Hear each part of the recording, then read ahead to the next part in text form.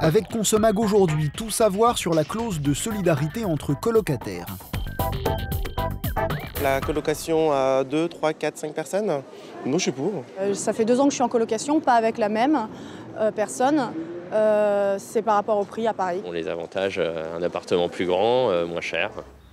La colocation est une solution économique et conviviale, mais attention, le plus souvent, les propriétaires vont exiger une clause de solidarité. De quoi s'agit-il ? La colocation est une location consentie par le bailleur à plusieurs locataires qui seront co-signataires du bail, donc co-titulaires du bail. Dans la majorité des contrats figure une clause de solidarité qui n'est pas toujours clairement exprimée. Donc il faut être très vigilant sur la façon dont elle est énoncée, puisque cette clause aura pour effet de rendre responsable chacun des colocataires du paiement de l'intégralité du loyer et des charges, et non pas seulement de sa quote-part, et ce jusqu'à la fin du bail en cours. Il est donc très important de bien s'entendre entre colocataires. Avant de signer un contrat contenant une clause de solidarité, il convient d'en discuter avec ses colocataires. Si l'un d'eux se retrouve dans l'impossibilité de payer les loyers et les charges, vous devrez vous substituer à lui.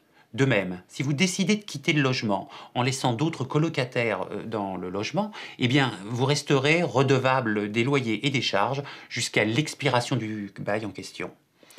Pareillement, si vous devez vous porter caution de votre fils ou votre fille, vous aurez les mêmes obligations. Bon à savoir, si vous avez l'intention de pratiquer le ski ces prochains mois, restez prudent, votre responsabilité peut être engagée.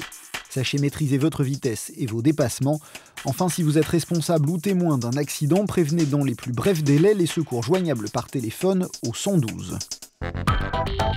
Retrouvez Consomag sur conso.net, une émission préparée avec l'association Force Ouvrière Consommateurs.